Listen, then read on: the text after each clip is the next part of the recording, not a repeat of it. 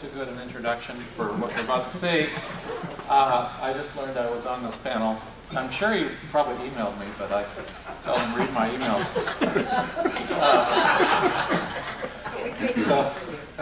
So I'm not sure exactly what you're going to be seeing. Anyway, moving right along, the problem, basically what I decided was to talk about what I can't do, which is doing architecture in cities. And mostly it's codes, which, as you can see, this is a piece of a lecture. A lot of my slides are pieces of other people's lectures. Of John Northwest's lecture on Water Street in Milwaukee, where they changed the zoning to allow to legalize this little lot. And John and this guy had been trying to build a project on this little lot for 20 years, and the code didn't allow it.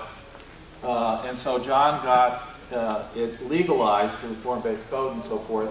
And he ran over to take a picture of the project before and after, and he didn't get there fast enough because the guy, as soon as it was legal, he had already started construction. But anyway, you can't build on these sort of lots in most cities. What happens is that we've seen a lot in other presentations is that you get a lot like this, which is a big parking lot. I have a better pointer. A Dewani pointer. There you go. A parking lot which is half of a block, which is about what you need minimum. And then you do a public-private partnership. You get $150 million aggregated, and you do these kinds of. And this is actually happening in my town right now, New Haven, Connecticut. And who pays for this? The partnership, which is people like me who don't even know they're partners, but they are the taxpayers in the city, and so we pay very high taxes to allow people to make a lot of money on stuff like this. I won't go into that. That's not the point of my presentation, which is to say I can't do stuff like that. So this was a lot which our office is right here, and I stare out my window at this empty lot every day, and I keep thinking there must be something better than parking, which is a hard sell, because the guy brings in $120 a month per car, and he gets probably 60 cars parked there, so it's bringing about $100,000 a year, and he pays almost no taxes, because people like me pay his taxes.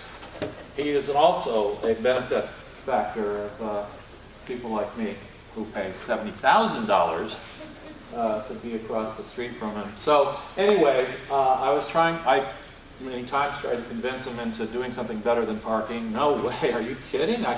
This is the best deal going. And so anyway, this sort of got stimulated by that. It's a crazy idea. I looked at English leasehold from the Middle Ages. This is how far back I had to go to figure out how do you do something with an owner that will not sell his property, will not move forward. So I'm basically trying to look better than surface parking. That was my goal with this project. And he was bringing in about $100,000. So I thought if I can bring in $200,000 without him having to do anything, that's a good sell. So looking at back when people really didn't have $150,000 public-private partnerships, the kind of the streets that got made in Philadelphia, but they're all over the place, that are inner block, they're inside blocks. They're not real streets, they're inside streets. And so thinking how on this little piece of property, which was less than an acre, you could get actually quite a bit on there. And so this is a quick sketch. Had more professional looking sketches, but I thought for this audience it's good to look artistic. So basically the red is mixed use and the blue is purely residential.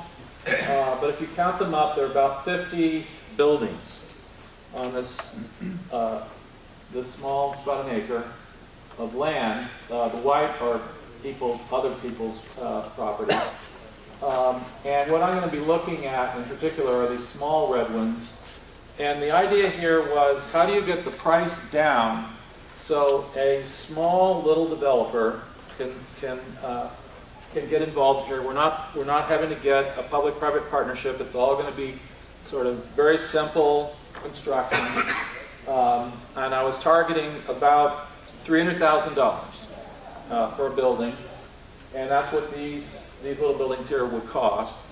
The bigger ones are maybe $600,000. So for the 50 buildings here, it was about a $23 million investment. But we're talking small, incremental, little guys.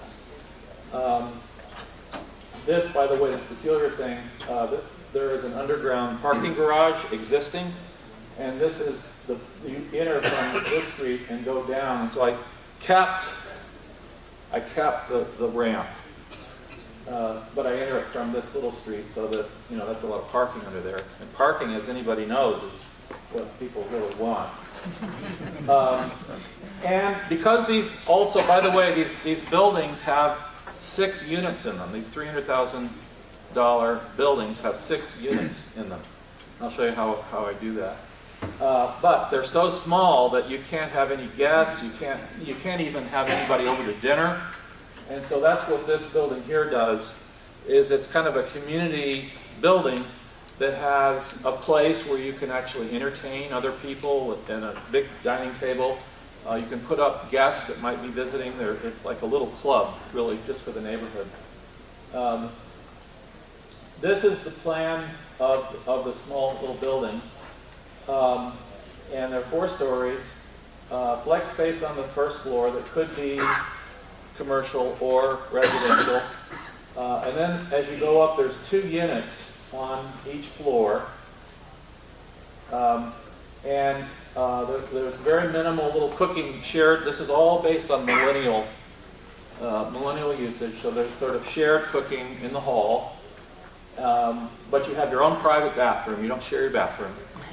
And it all lays out. And then these are factory built, so that they just come in as boxes, as we just heard from Steve. They're no less expensive, but they are fast, and you can get them into small spaces. And then you come over at the end, and you put up your brick. At the end of the day, you only have one facade to worry about. And this is obviously stolen, like everything else I did, from Philadelphia. But this is the kind of variation you can get just by making the boxes a little bigger and smaller, and so the heights of things. But this was the kind of street I imagine would go in, because the only thing you're doing custom is the facade at the end. And then these are the financial analysis of this, which you're welcome to go through. I worked with John Anderson on this, so nobody can complain. It's well worked out. But these are all the rental incomes. As I said, I was looking for about $650 a month on the small units, which it seems was a no-brainer that people would rent that in a flash. And as I said, a $23 million cost, so that the cap rate was an incredibly good cap rate.